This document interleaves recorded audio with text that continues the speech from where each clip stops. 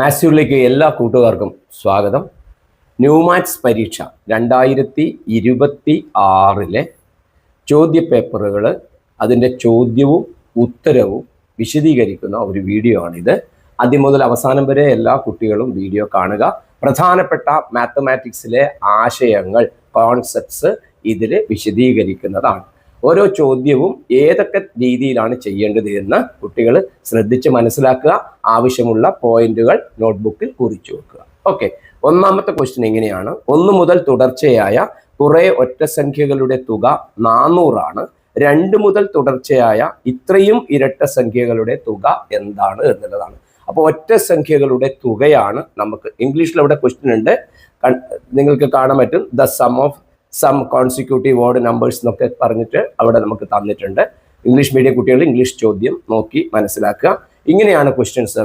Some of odd numbers, certain number of odd numbers, എത്ര എണ്ണം നമ്മളോട് പറഞ്ഞിട്ടില്ല, പക്ഷെ അതിന്റെ തുക നമ്മളോട് പറഞ്ഞിട്ടുണ്ട്. 400 ആണെന്ന് പറഞ്ഞിട്ടുണ്ട്. അപ്പൊ കുട്ടികളൊരു കാര്യം മനസ്സിലാക്കണം.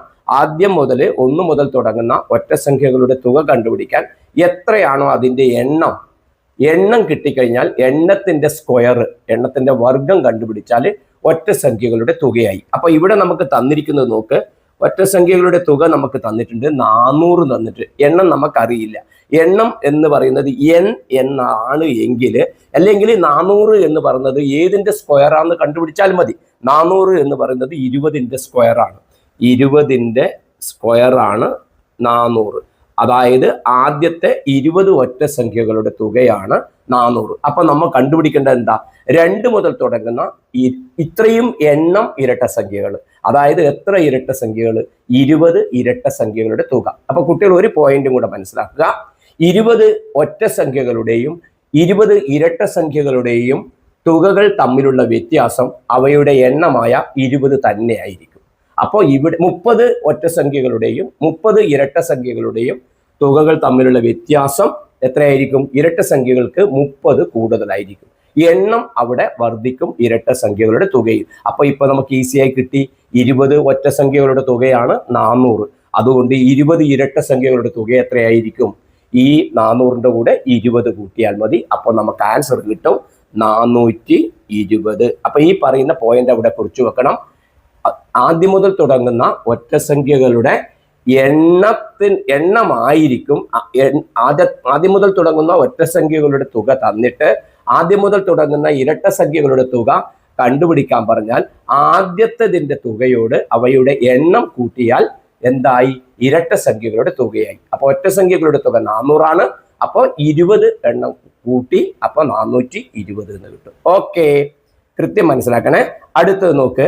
തുക 20 ആയ 2 വ്യത്യസ്ത എണ്ണൽ സംഖ്യകളുടെ ഗുണനഫലം പരമാവധി എത്രയാകും? ഇപ്പൊ ഇതേപോലുള്ള ചോദ്യം വേറൊരു രീതി നിങ്ങൾ കണ്ടിട്ടുണ്ടാവും. തുക 20 ആയിട്ടുള്ള 2 സംഖ്യകളുടെ പരമാവധി ഗുണനഫലം എത്ര എന്ന് ചോദിച്ചാൽ 20 ആണ് തുകയെങ്കിൽ 10 10 ആണ് സംഖ്യകൾ വരിക. അപ്പൊ പരമാവധി നമുക്ക് കിട്ടുന്ന ഗുണനഫലം 10 × 10 100 പക്ഷെ ഇവിടെ നമ്മളോട് പറഞ്ഞിട്ടുണ്ട് തുക 20 ആയ 2 വ്യത്യസ്ത എണ്ണൽ സംഖ്യകൾ എന്ന് പറഞ്ഞിട്ടുണ്ട്. അപ്പൊ 10 10 എന്ന് വരാൻ കഴിയില്ല. വ്യത്യസ്ത സംഖ്യകളായതുകൊണ്ട് 20 കിട്ടാൻ ഏതൊക്കെയാക്കാം? 11ഉം 9 കൂട്ടിയാൽ നമുക്ക് 20 കിട്ടും. ഓക്കെ, 2 വ്യത്യസ്ത സംഖ്യകളായതുകൊണ്ട്. അപ്പൊ 11ഉം 9ഉം ഗുണിച്ചാൽ നമുക്ക് എത്ര ഉത്തരം കിട്ടും? 99 ആയിരിക്കും രണ്ടാമത്തതിന്റെ ആൻസർ ആയിട്ട് വരിക. അതേ സമയത്ത് വ്യത്യസ്തമായിട്ടല്ലെങ്കിൽ ഏറ്റവും വലിയ ഗുണനഫലം എത്രയായിരിക്കും? 100 ആയിരിക്കും. 2 കാര്യങ്ങളും നോട്ട് ചെയ്യാം. മൂന്നാമത്തെ നോക്ക്. 1 2 5 6 എന്നീ അക്കങ്ങൾ എല്ലാം ഉപയോഗിച്ച് 5ന്റെ ഗുണിതങ്ങളായ 4 അക്ക സംഖ്യകൾ എത്ര എണ്ണം ഉണ്ടാക്കാം? ശ്രദ്ധിക്കണം, ഇവിടെ കാര്യം 5ന്റെ ഗുണിതമാണ്, മൾട്ടിപ്പിൾസ് ഓഫ് 5 ആണ്. അപ്പൊ എന്താ പ്രത്യേകത? മൾട്ടിപ്പിൾസ് ഓഫ് 5 ആകുമ്പോൾ എൻഡിങ് നമ്പർ, എൻഡിലുള്ള ഡിജിറ്റ്, വൺസ് പ്ലേസിലുള്ള 1ന്റെ സ്ഥാനത്തുള്ള അക്കം 5 അല്ലെങ്കിൽ 0 വരിക. അവസാനത്തെ അക്കം 5 വന്നാൽ ആ നമ്പറിനെ 5 കൊണ്ട് ഡിവൈഡ് ചെയ്യാൻ പറ്റും. ഉദാഹരണം 35, 5 കൊണ്ട് ഡിവൈഡ് ചെയ്യാൻ പറ്റും. അവസാനത്തെ നമ്പർ 0 വന്നു കഴിഞ്ഞാലും 5നെ കൊണ്ട് ഡിവൈഡ് ചെയ്യാൻ പറ്റും. 20 നമുക്ക് 5നെ കൊണ്ട് ഡിവൈഡ് ചെയ്യാൻ പറ്റും. 5ഓ 0 ആയിരിക്കണം. അപ്പൊ ഇവിടെ തന്നതിൽ എന്താ? 1 2 5 6 എന്നാണ് നമുക്ക് തന്നിട്ടുള്ളത്. അപ്പോൾ അതിൽ 5നെ കൊണ്ട് ഡിവൈഡ് ചെയ്യാൻ പറ്റുന്ന നമ്പറിന്റെ അവസാനം ഏത് മാത്രമേ വരാൻ പറ്റുള്ളൂ? 5 മാത്രമേ വരാൻ പറ്റുള്ളൂ. അപ്പോൾ ബാക്കിയുള്ളത് ഇവിടെ ഇപ്പുറത്തെ പ്ലേസിൽ ഉണ്ടാവണം ബാക്കി 3 എണ്ണം. ഓക്കെ, ബാക്കി 3 എണ്ണം ഏതൊക്കെ നമ്പർ ആവാ? 1 ആവാ, 2 ആവാ, 6 ആവാ. അപ്പൊ അവിടെ നിങ്ങൾ ശ്രദ്ധിക്കേണ്ട ഒരു കാര്യമുണ്ട്. എന്താണ്? ഈ 1, 2, 6 വെച്ചിട്ട് എത്ര തരത്തില് നമ്പറുകൾ എഴുതാം അതൊന്നും നിങ്ങൾ പഠിച്ചിട്ടുണ്ട്. അവയുടെ എണ്ണം 3 ആയതുകൊണ്ട് 3 എണ്ണമായതുകൊണ്ട് 3 × 2 × 1 അതായത് 6 സംഖ്യകൾ നമുക്ക് എഴുതാൻ പറ്റും. ഇനി 4 സംഖ്യകൾ ഉണ്ട് വിചാരിച്ചോ.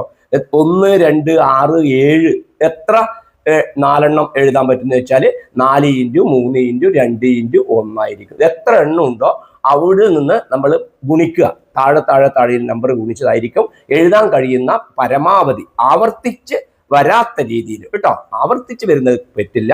ആവർത്തിച്ച് വരാത്ത രീതിയിൽ അത്രയും എണ്ണം നമ്മൾക്ക് കിട്ടും. അപ്പൊ ഇവിടെ 3 എണ്ണം ഉണ്ടായത് കൊണ്ട് 5 നമുക്ക് എടുക്കാം. 5 നമുക്ക് എന്തായി? അവിടുത്തെ സ്ഥാനത്ത് ആയിക്കഴിഞ്ഞു അല്ലെ. എല്ലാം 5ന്റെ ഗുണിതങ്ങളായ 4 അക്ക സംഖ്യകൾ എത്ര എഴുതാവുന്നു. അപ്പൊ 5 ലാസ്റ്റിൽ വെച്ചു. ആവർത്തിക്കുന്നില്ല എന്നുള്ള തരത്തില് ഇവിടെ പറഞ്ഞിട്ടില്ല. ശരിക്കത് പറയേണ്ടതായിരുന്നു. ഓക്കെ, അപ്പോൾ അങ്ങനെ വരുമ്പോൾ നമുക്ക് എത്ര കിട്ടും? ഈ 3 നമ്പർ വെച്ചിട്ട് നമുക്ക് 6 എണ്ണം കിട്ടും. അപ്പൊ അതിന്റെ ആൻസർ നമുക്ക് കിട്ടും 6 എണ്ണം. ഇനി ആവർത്തിച്ചിട്ട് ഇപ്പൊ അതായത് 5 അടക്കം വരുന്നത് ആണ് എങ്കിൽ 4 നമ്പറിനെയും അവിടെ ഉൾപ്പെടുത്താം. അങ്ങനെ ഒരു ചോദ്യമുണ്ട്. അവസാനത്തെ നമ്പർ 5 വരിക, ആവർത്തിച്ച് വരുന്നുണ്ട് വിചാരിച്ചോ. ആവർത്തിച്ച് വരുന്ന നമ്പർ ആണ് വരുന്നതെങ്കിൽ ഏതെല്ലാം സംഖ്യകൾ ഉപയോഗിക്കാം? 1, 2, 5 നമുക്ക് എന്ത് ഉപയോഗിക്കാം? 6. ഈ 4 എണ്ണം വെച്ചിട്ട് നമുക്ക് ഈ 3 സ്ഥാനത്തേക്ക് നമുക്ക് എഴുതാൻ പറ്റും. അപ്പൊ ആ തരത്തിലും നമ്മൾക്ക് ചോദ്യത്തിൽ അങ്ങനെ ഒരു ചോദ്യം കൂടെ അതിലുണ്ട്. കുട്ടികൾ അതുകൂടെ മനസ്സിലാക്കി വെക്കണം. ഇത് ആവർത്തിക്കാത്ത തരത്തില് റിപ്പീറ്റ് ചെയ്യാത്ത രീതിയിൽ എഴുതുന്ന ഈ 4 സംഖ്യകൾ ഉപയോഗിച്ച് എഴുതുന്ന നമ്പറുകളെയാണ് ഇപ്പം പറഞ്ഞിട്ടുള്ളത്. ഓക്കെ, മനസ്സിലായല്ലോ? കറക്റ്റ്. അടുത്തത് നോക്ക്. 1, 4 ഈ 2 അക്കങ്ങൾ മാത്രം ഉപയോഗിച്ചുണ്ടാക്കാൻ കഴിയുന്ന ഏറ്റവും വലിയ 5 അക്ക ഇരുവഴി സംഖ്യ. ഇരുവഴി സംഖ്യ എന്ന palindromic number. Palindromic 5 digit palindromic number. Palindromic നമ്പറിന്റെ പ്രത്യേകത എന്താ? ഇപ്പൊ നോക്കൂ. ഇപ്പൊ 1, 2, 1 പാലിൻഡ്രോമിക് ആണ്. 1, 2, 3, 2, 1 പാലിൻഡ്രോമിക് ആണ്. അതായത് ഇടത്തുനിന്ന് വായിക്കുമ്പോൾ 1, 2, 3, 2, 1, വലത്തുനിന്നാണ് വായിക്കുന്നതെങ്കിൽ 1, 2, 3, 2, 1. കറക്റ്റ്. അപ്പൊ അതിനെയാണ് പാലിൻഡ്രോമിക് അല്ലെങ്കിൽ ഇരുവഴി സംഖ്യകൾ എന്ന് പറയുക. പക്ഷെ ഇവിടെ ഏതെല്ലാം സംഖ്യ ഉപയോഗിക്കാൻ പാടുള്ളൂ? 1, 4 ഉപയോഗിക്കാം. പക്ഷെ ഏറ്റവും വലിയതായിരിക്കണം. 5 അക്ക സംഖ്യ ഉണ്ടാവുകയും വേണം. അപ്പൊ ഈ 2 അക്കങ്ങൾ ഉപയോഗിക്കുക, 5 അക്ക എഴുതുക പറഞ്ഞാൽ റിപ്പീറ്റ് ചെയ്യുന്നതിൽ ഉറപ്പാണല്ലോ. അപ്പൊ നമുക്ക് എങ്ങനെ വായിക്കാൻ പറ്റും? നമ്പർ നമുക്ക് എഴുതാം 4, 4, 1, 4, 4. അപ്പൊ നോക്കാം, ഇടത്തുനിന്ന് വലത്തോട്ട് വായിച്ചാല് 4, 4, 1, 4, 4. വലത്തുനിന്ന് വായിക്കുമ്പോൾ 4, 4, 1, 4, 4. കറക്റ്റ്. ഈ ഇടത്തും വലത്തും ഒരേ രീതിയിൽ ഉണ്ടായാൽ മതി. ഇതാണ് അവിടെ വരുന്ന ഏറ്റവും വലിയ നമ്പർ. കാരണം അവിടെ 1 ഉണ്ടായതുകൊണ്ട് 1നെയും നമ്മൾ അവിടെ ഉപയോഗിക്കണം. ഓക്കെ, ശരി. അപ്പോ അടുത്ത ക്വസ്റ്റ്യനിലേക്ക് ഞാൻ കടക്കുകയാണ്. എന്താണ്? ഒരു ഒറ്റ സംഖ്യയെ 13 കൊണ്ട് ഗുണിച്ചപ്പോൾ 767 കിട്ടി. അടുത്ത ഒറ്റ സംഖ്യയെ 13 കൊണ്ട് ഗുണിച്ചാൽ എന്ത് കിട്ടും എന്നാണ് പറയുന്നത്. അപ്പൊ എന്താണ് നമ്മൾ അത് സിമ്പിൾ ആയിട്ട് നമുക്ക് മനസ്സിലാക്കാൻ പറ്റുന്നതേ ഉള്ളൂ. ഒരു ഉദാഹരണത്തിന് 19 ഞാൻ എക്സാമ്പിൾ ആയിട്ട് പറയാണ് കുട്ടികളെ. ഇപ്പം 19 13 കൊണ്ട് ഗുണിക്കുമ്പോൾ നമുക്ക് ഒരു നിങ്ങൾക്ക് അറിയാൻ വേണ്ടി ചെറിയ നമ്പറിനെ ഞാൻ പറയാം. ഇപ്പൊ 5 13 കൊണ്ട് ഗുണിക്കുമ്പോൾ നമുക്ക് 65 കിട്ടി. അടുത്ത ഒറ്റ സംഖ്യ 5 കഴിഞ്ഞ അടുത്ത ഏതാ? 7 ആണ്. അപ്പൊ 7 13 കൊണ്ട് ഗുണിക്കുമ്പോൾ നമുക്ക് 91 കിട്ടും. അതായത് 65ഉം 91ഉം തമ്മിലുള്ള വ്യത്യാസം നമുക്ക് എത്ര കിട്ടും? 2 13ന്റെ വ്യത്യാസം കിട്ടും. ഒന്ന് 5 13 ആണ്, മറ്റേത് 7 13 ആണ്. 5ന്റെ അടുത്ത ഒറ്റ സംഖ്യയാണ് 7. ഇതുപോലെ ഏതോ ഒരു ഒറ്റ സംഖ്യയെ 13 കൊണ്ട് ഗുണിച്ചപ്പോൾ 767 കിട്ടി. അടുത്ത ഒറ്റ സംഖ്യയെ 13 കൊണ്ട് ഗുണിച്ചാൽ എന്ത് കിട്ടും എന്ന് ചോദിച്ചു കഴിഞ്ഞാൽ അടുത്ത ഒറ്റ സംഖ്യനെ കൊണ്ട് ഗുണിക്കുമ്പം 2 13 കൂടും. അതായത് 767ന്റെ കൂടെ 2 13 അതെത്രയാണ്? 26 കൂടും. അപ്പൊ 7 6 13, ബാക്കി 1 6 7 2 997. അപ്പൊ നമുക്ക് ആൻസർ കിട്ടും 793. ഓക്കെ, ഐഡിയ മനസ്സിലായല്ലോ. ഒരു ഒറ്റ സംഖ്യയിൽ നിന്ന് അടുത്ത ഒറ്റ സംഖ്യ വരുമ്പോൾ 2 കൂടും. അപ്പൊ 2 13 അതിന്റെ കൂടെ കൂടണം. അത്രയേ ഉള്ളൂ അതിലത്തെ കാര്യം. ഓക്കെ, അടുത്ത ക്വസ്റ്റ്യൻ നോക്കാം. ചുവടെയുള്ള സംഖ്യകളിൽ ഏതിനെ 45 കൊണ്ട് ഗുണിച്ചാൽ ഒരു സമചതുര സംഖ്യയാവും? അപ്പൊ ഒരു അതായത് ഏത് നമ്പറിനാ 45 കൊണ്ട് നമ്മൾ മൾട്ടിപ്ലൈ ചെയ്താൽ അതൊരു സ്ക്വയർ നമ്പർ ആവും. സ്ക്വയർ നമ്പറിന്റെ പ്രത്യേകത എന്താ? ഇപ്പൊ 5 × 5 25. അപ്പൊ 5 കൊണ്ട് ഗുണിക്കാൻ പറ്റും. 36 6 × 6 സെയിം നമ്പർ കൊണ്ട് ഗുണിച്ച് കിട്ടുന്നതിനെയാണ് നമ്മൾ എന്ത് പറയാ? സ്ക്വയർ നമ്പർ എന്ന് പറയാ. അപ്പൊ നമ്മൾക്ക് ഇവിടെ 45 ഏത് കൊണ്ട് ഗുണിച്ചാൽ എന്നാണ് പറഞ്ഞത് അല്ലെ. അപ്പൊ 45 എന്ന് പറയുന്നതിൽ ഒരു സ്ക്വയർ നമ്പർ ഉണ്ട്. അതേതാണ്? 9 × 5 ആണ്. അപ്പൊ 45 ഒരു 9 ഉണ്ട്, ഒരു 5 ഇവിടെ ഉണ്ട്. അപ്പോൾ ഈ 5 ഉണ്ടായതുകൊണ്ട് 45 സ്ക്വയർ നമ്പർ അല്ല. ഒരു എക്സ്ട്രാ 5 അതിൽ ഫാക്ടർ ആയിട്ട് വരുന്നത് കൊണ്ട് അതെന്തല്ല, 45 ഒരു സ്ക്വയർ നമ്പർ അല്ല. അപ്പൊ ഇതിനെ സ്ക്വയർ നമ്പർ ആക്കാൻ എന്ത് ചെയ്യണം? 9 5 കൊണ്ട് ഗുണിച്ച്, അപ്പൊ അത് സ്ക്വയർ നമ്പർ അല്ല. ഇതിനെ സ്ക്വയർ നമ്പർ ആക്കാൻ നമ്മൾ വീണ്ടും ഒരു 5 കൊണ്ട് ഗുണിച്ചാൽ എന്തായി? അതൊരു സ്ക്വയർ നമ്പർ ആയി. കറക്റ്റ് അല്ലേ? 9 5 വീണ്ടും ഒരു 5 കൊണ്ട്, അങ്ങനെ 5 എന്ന് പറയുന്ന രീതിയിലുള്ള ഒരു ആൻസർ ഇവിടെ എവിടെയും കാണുന്നില്ല. അപ്പൊ 5 വന്നാല് ഈ പറഞ്ഞത് എന്തായി? സ്ക്വയർ നമ്പർ ആയി. 45 5 കൊണ്ട് ഗുണിച്ചാൽ 225 ആണ് വരിക. അത് 15ന്റെ സ്ക്വയർ ആണ്. ഓക്കെ, അപ്പൊ ഒരു 5 ഉണ്ടായ സ്ക്വയർ ആയി. 5 അതിലില്ല. പിന്നെ ഏതാ ഉള്ളത്? 15 ആയില്ലേ. 15ന് നമ്മയുടെ എന്താ എഴുതിയ പ്രത്യേകത? 5 അതിലുണ്ട്, പക്ഷെ പിന്നെ ഉള്ളത് 3 ആണ്. അപ്പൊ 3 പെർഫെക്റ്റ് സ്ക്വയർ അല്ല. 25 നോക്കാം. ഒരു 5 അതിൽ നിന്ന് എടുക്കുക. 45 വേണ്ടിയിട്ട് ഒരു 5 അതിൽ നിന്ന് എടുക്കുക. ബാക്കി അതിൽ ഒരു 5 ബാക്കി വരിക. 75 എടുത്തു നേർച്ചോ, അതിലും 5 ഉണ്ട്, ബാക്കി 15 വരിക. 80 എടുത്താൽ 80നെ നമുക്ക് എങ്ങനെ എഴുതാം? 80നെ നമുക്ക് 16 × 5 എന്ന് എഴുതാം. ഈ ഒരു 5 ഇവിടെ നമ്മൾ എടുത്തു കഴിഞ്ഞാൽ പിന്നെ വരുന്നത് എത്രയാണ്? 16 ആണ്. 16ഉം ഒരു സ്ക്വയർ ആണ്. അപ്പൊ ഇത് മുഴുവനും എന്തായി? സ്ക്വയർ ആയി. അപ്പൊ 45 9 × 5 എന്നുള്ളതിനെ 5 × 16 കൊണ്ട് ഗുണിച്ചാൽ സ്ക്വയർ നമ്പർ ആയി. ഓക്കെ, അപ്പൊ 5 16 എത്രയാണ്? 80. അപ്പൊ ആൻസർ ഏതാ വരിക? ഓപ്ഷൻ ഡി 80 ആണ് വരിക. അടുത്തത് നിങ്ങൾ പുതിയ രീതിയിലുള്ള മൾട്ടിപ്ലിക്കേഷന്റെ ബോക്സ് വെച്ചിട്ട് ഇപ്പൊ നിങ്ങൾ പഠിച്ചിട്ടുണ്ടാവും. അപ്പോൾ ഇവിടെയുള്ള നമ്പറിനെ ഈ ഇവിടെ നമ്പർ കൊണ്ട് ഗുണിച്ചാൽ 900 കിട്ടും. അപ്പൊ എന്താ അർത്ഥം? ഏത് നമ്പറിനെ ഗുണിച്ചാലാണ് കിട്ടുക? ഇവിടെ വരേണ്ടത് അപ്പൊ എത്രയായിരിക്കും? 30 ആയിരിക്കും. ഇവിടെ വരേണ്ടത് 30 ആയിരിക്കും. പിന്നെ ഈ ലാസ്റ്റ് നമ്പർ കിട്ടുന്ന ഏതായിരിക്കും? ഇവിടെയുള്ളതിനെ ശ്രദ്ധിച്ചാൽ, ഇവിടെയുള്ളതിനെ ഇവിടെ ഗുണിക്കുമ്പോഴാണ് ഈ ലാസ്റ്റ് നമ്പർ കിട്ടുക. അപ്പൊ ഇവിടെ എത്ര വരണം? 6 വരണം. അപ്പൊ 30ഉം 6ഉം കൂട്ടിയാൽ നമുക്ക് എത്ര കിട്ടും? 36. അപ്പൊ ഇതിന്റെ ആൻസർ നമുക്ക് കിട്ടുന്നത് 36നെ 36 കൊണ്ട് ഗുണിക്കുമ്പോഴാണ് എന്ത് കിട്ടുക? അപ്പൊ 36നെ 36 കൊണ്ട് ഗുണിച്ച് കിട്ടിയ ഉത്തരമാണ് ഈ പറഞ്ഞിരിക്കുന്നത്. ഇത് അതായത് 36 × 36. അപ്പൊ what was the number multiplied? ഏത് നമ്പറിനെയാണ് മൾട്ടിപ്ലൈ ചെയ്ത്? അപ്പൊ നമുക്ക് ഉത്തരം എഴുതാം 36. ഓക്കെ, അപ്പൊ ഏതൊക്കെ നമ്പറുകളാണ് ഗുണിച്ചത് എന്ന് ചോദിച്ചാൽ 36 × 36. ഏത് സംഖ്യയാണ് ഗുണിച്ചിട്ടുള്ളത്? 36 എന്നുള്ളതാണ് അതിന്റെ ആൻസർ വരിക. Same number. അടുത്ത നോക്കുക. ഈ കണക്ക് നോക്കുക. നമുക്ക് സി ദി കാൽക്കുലേഷൻ നോക്കിക്കോ. ഒരു സിംപ്ലിഫിക്കേഷൻ ആണ്. 9 × 10 18 × 13 36 × 5. കുട്ടികൾ ശ്രദ്ധിച്ചാൽ 9 ഇവിടെയുണ്ട്, 18 ഇവിടെയുണ്ട്, 36 ഇവിടെയുണ്ട്. അപ്പോ എല്ലടിക്ക് കോമൺ ആയിട്ട് വരുന്നത് 9 18 36 9 കോമൺ ആയിട്ട് വരുന്നുണ്ട്. എന്നിട്ട് നമ്മളോട് പറഞ്ഞത് 18നെ ഏത് കൊണ്ട് ഗുണിച്ചാലാണ് ഇത് കിട്ടുക എന്നാണ്. അപ്പൊ നമ്മൾ എന്ത് ചെയ്താൽ മതി? എല്ലാത്തിനെയും 18ന്റെ മൾട്ടിപ്പിൾ ആയിട്ട് എഴുതാൻ പറ്റണം. അപ്പൊ നിങ്ങൾ പഠിച്ചിട്ടുണ്ട് 9 × 10 എന്ന് പറയുന്നതിന് തുല്യമാണ് 18. ശ്രദ്ധിച്ചാൽ 18 × 5. അതായത് 9നെ ഡബിൾ ആയിട്ട് എടുത്താൽ 10നെ പകുതിയായിട്ട് എടുത്താൽ മതി. അപ്പൊ 9 × 10നെ നമുക്ക് എങ്ങനെ എഴുതാം? 18 × 5 മൈനസ് 18 × 13 പ്ലസ് 36 × 5നെ എങ്ങനെ എഴുതാം? 18 × 10. കാരണം 36ന്റെ പകുതിയായി, അതേപോലെ 5ന്റെ ഡബിളുമായി. അപ്പൊ എല്ലാം 18ന്റെ ഭാഷയിൽ വന്നു. അപ്പൊ നോക്കുക, ഇവിടെ ആദ്യം 18 × 5 നിങ്ങൾ കാണുന്നുണ്ട്. ഇവിടെ 18 5 ഉണ്ട്, പ്ലസ് 18 ഇൻറ്റു 13. ആകെ ഇപ്പൊ എത്ര 18ആയി? ഒരു 5 18 5 ഉണ്ട്, 18 13ആയി. അപ്പൊ എത്രയായി? രണ്ടും കൂടെ കൂട്ടുമ്പോ 18ആയി. ഇനി അതിൽ നിന്ന് 18 10 കുറച്ചു.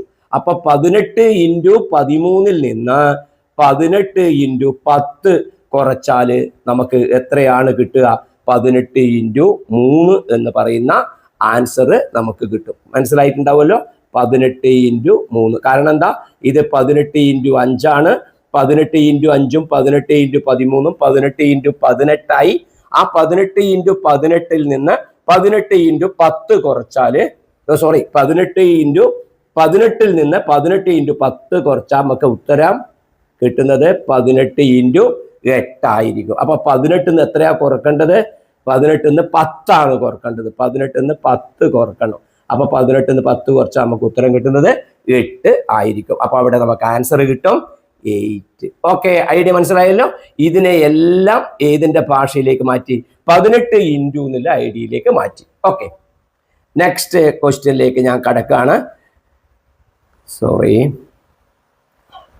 ഓക്കെ, രണ്ട് സംഖ്യകളെ 12 കൊണ്ട് ഹരിച്ചപ്പോൾ മിച്ചം 10ഉം 11ഉം വന്നു.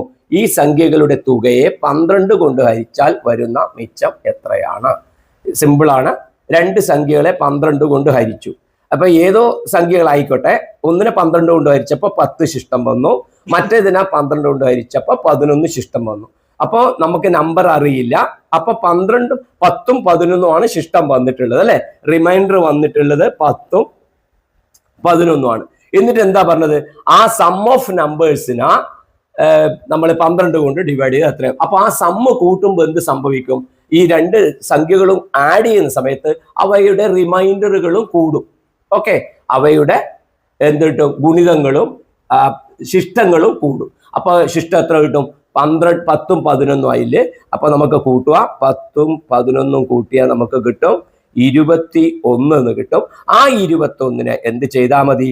ആ 21നെ നമ്മൾ 12 കൊണ്ട് ഹരിക്കുക. 21നെ 12 കൊണ്ട് ഹരിച്ചാൽ നമുക്ക് റിമൈൻഡർ ശിഷ്ടം നമുക്ക് എത്ര കിട്ടും? ശിഷ്ടം കിട്ടുന്നത് 21നെ 12 കൊണ്ട് ഹരിച്ചാൽ 9 കിട്ടും. ഒരു 12 കഴിച്ച് നമുക്ക് ആൻസർ 9 കിട്ടും. ഓക്കെ, നിങ്ങൾക്ക് മനസ്സിലായിട്ടുണ്ടാവും എന്ന് വരുന്നു. അപ്പൊ ഏതോ ഒരു സംഖ്യനെ 12 കൊണ്ട് ഹരിച്ചപ്പോൾ 10 ശിഷ്ടം കിട്ടി. വേറെ ഏതൊരു സംഖ്യനെ 12 കൊണ്ട് ഹരിച്ചപ്പോൾ 11 കിട്ടി. അപ്പൊ ആ അറിയാത്ത രണ്ട് സംഖ്യകൾ കൂട്ടുമ്പോൾ ഓട്ടോമാറ്റിക്കലി ഈ 12ന്റെ ഈ ഗുണിതങ്ങളും എന്ത് ചെയ്യും? 12ന്റെ ഗുണിതങ്ങളായിട്ടുള്ളതും കൂട്ടും, കൂടാതെ ശിഷ്ടങ്ങളും കൂട്ടും. ശിഷ്ടം കൂട്ടുമ്പോൾ എത്ര കിട്ടും? 10ഉം 11ഉം 21 കിട്ടും. ആ 21നെ എന്ത് ചെയ്താൽ മതി? 12 കൊണ്ട് ഹരിച്ചാൽ മതി. ഈ മൾട്ടിപ്പിൾ കൂട്ടുമ്പോൾ അത് 12 കൊണ്ട് ഡിവൈഡ് ചെയ്യുമ്പോൾ ക്യാൻസൽ ആയി പോകും. അവിടെ റിമൈൻഡർ ഉണ്ടാവില്ല. അപ്പോൾ റിമൈൻഡറുകൾ ആഡ് ചെയ്യുന്നത് കൂട്ടിയിട്ട് 12 കൊണ്ട് ഹരിച്ചാൽ ആൻസർ ആയി. അപ്പൊ നമുക്ക് ആൻസർ 9 കിട്ടും. അടുത്ത ക്വസ്റ്റ്യൻ നോക്കിയോ. ഒരു സംഖ്യയെ 11 കൊണ്ട് ഗുണിച്ചതിനെയും മറ്റൊന്നിനെ 11 കൊണ്ട് ഹരിച്ചതിന്റെയും ഗുണനഫലം 176 ആണ്. ആദ്യത്തെ രണ്ട് സംഖ്യകളുടെ ഗുണനഫലം എത്ര? നമ്മൾക്ക് ഒരു എക്സാമ്പിൾ നമുക്ക് എടുക്കാം. ഒരു സംഖ്യ നമുക്ക് അറിയില്ല. 11 കൊണ്ട് ഗുണിച്ചതിന്റെയും മറ്റൊന്നിനെ 11 കൊണ്ട് ഹരിച്ചതിന്റെയും ഗുണനഫലമാണ്. അപ്പോൾ ഒരു സംഖ്യനെ നമുക്ക് ഈ 8 എടുത്തു കഴിഞ്ഞാൽ 8നെ നമുക്ക് എന്ത് ചെയ്യാം? 8നെ നമുക്ക് 11 കൊണ്ട് ഗുണിച്ചാൽ നമുക്ക് എത്ര കിട്ടും? 88 കിട്ടും. ഈ അപ്പൊ 8 സംഖ്യ കേട്ടോ. ഇനി വേറൊരു സംഖ്യ 22 എടുക്കുക, അതിനെ 11 കൊണ്ട് എന്ത് ചെയ്യാം? ഹരിക്കുക. 22നെ 11 കൊണ്ട് ഹരിച്ചാൽ നമുക്ക് എത്ര കിട്ടും? 2 കിട്ടും. അപ്പൊ ഇവരെന്താണ് പറഞ്ഞത് നോക്കിയാൽ, ഈ 88ഉം 2ഉം കൂടെ ഗുണിക്കുന്നു. 88ഉം 2ഉം ഗുണിക്കുമ്പോൾ അവർക്ക് എത്ര കിട്ടുന്നത്? 176 കിട്ടുന്നു. എന്നിട്ട് അവര് പറയുകയാണ് 88ഉം 2ഉം കൂടെ ഗുണിച്ചു കഴിഞ്ഞാൽ ഇത് രണ്ടും കൂടെ ഗുണിച്ചു കഴിഞ്ഞാൽ നമുക്ക് 176 കിട്ടും. എന്നിട്ട് അവര് പറയാണ്, നിങ്ങൾ ആദ്യം എടുത്ത രണ്ട് നമ്പറുകൾ ഉണ്ടല്ലോ, ഒന്ന് 8ഉം ഒന്ന് 22ഉം, അത് രണ്ടും ഗുണിച്ചാൽ എത്ര കിട്ടും എന്നാണ് ചോദിക്കുന്നത്. അപ്പൊ എത്രയാണ് ഗുണിച്ചാൽ കിട്ടുക? 8ഉം 22ഉം ഗുണിച്ചാലും അതേ ഉത്തരം 176 തന്നെയാണ് ഇപ്പം കിട്ടുക. അപ്പൊ നിങ്ങൾക്ക് എന്ത് പറയാൻ പറ്റും? ഒരു സംഖ്യയെ 11 കൊണ്ട് എന്നല്ല, ഏത് നമ്പർ കൊണ്ടായാലും ഗുണിക്കുക, എന്നിട്ട് വേറൊരു സംഖ്യയെ 11 കൊണ്ട് ഹരിക്കുക, എന്നിട്ട് ആ കിട്ടിയ ആൻസറുകൾ തമ്മിൽ മൾട്ടിപ്ലൈ ചെയ്ത് ഒരു ഉത്തരം കിട്ടുന്നത് തന്നെയായിരിക്കും അറിയാത്ത ആ ആദ്യത്തെ രണ്ട് സംഖ്യകളും ഗുണിക്കുമ്പോൾ കിട്ടുക. അപ്പൊ ആൻസർ 176. ഇനി ആൻസർ 240 ആണ് എങ്കിൽ ആദ്യത്തെ രണ്ട് സംഖ്യകൾ ഗുണിച്ചാൽ നമുക്ക് 240 തന്നെ കിട്ടും. അപ്പൊ ആ ഒരു ഐഡിയ ഓർമ്മിച്ചു വെക്കുക.